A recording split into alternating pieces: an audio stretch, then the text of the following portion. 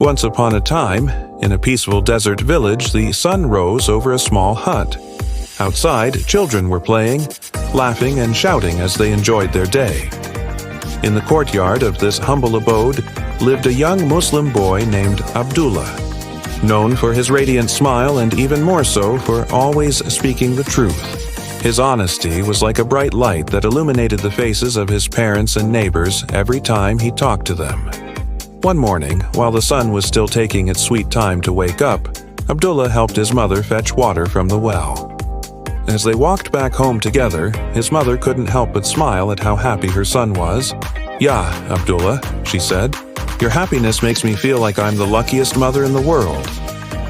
Abdullah looked at his mother, his big brown eyes sparkling with mischief. "Am I not lucky to have you as my mother? The best mother who is always kind and loving?" His mother laughed, shaking her head at how clever her little boy was. Then Abdullah's father came out of the house, his face serious. He had an important task for his son. "My son," he said, "we are sending you to the city to study and become wise. But before you go, I want you to promise me that you will never, ever lie." Young Abdullah nodded, understanding the gravity of his promise. He took a small bag with some coins and set off on his journey to the city, his heart filled with excitement and determination to make his parents proud. As Abdullah walked along the dusty road, the sun beating down on his back, he started to feel the weight of his father's words. Suddenly, from behind a large rock, a group of rough-looking men appeared in front of him. They were burly and had fierce expressions on their faces. At the sight of Abdullah, the men grinned wickedly, knowing they had found themselves a target. "Well, well, what do we have here? A young boy walking all alone?" one of the men sneered. "Give us all the money you have, boy," another man demanded, his hand resting on the hilt of a dagger. Startled but trying to be brave, Abdullah stammered, I don't have any money." The men laughed, thinking he was hiding it.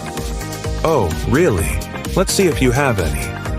They started to search him roughly, but all they found was the small amount of money his father had given him for his journey. "So you were telling the truth," one of them said, surprised. "But why? Why didn't you just lie and say you had more?"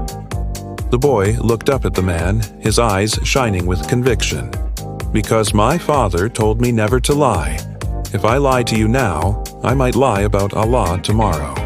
His words hung in the air, heavy with truth. The leader of the men seemed taken aback by the boy's honesty. For a moment, there was silence. Then something unexpected happened. The leader dropped his weapon and fell to his knees. The other men stared at him in disbelief. "What?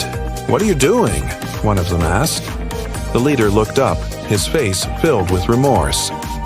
"This child's truthfulness has reminded me of Allah," he whispered.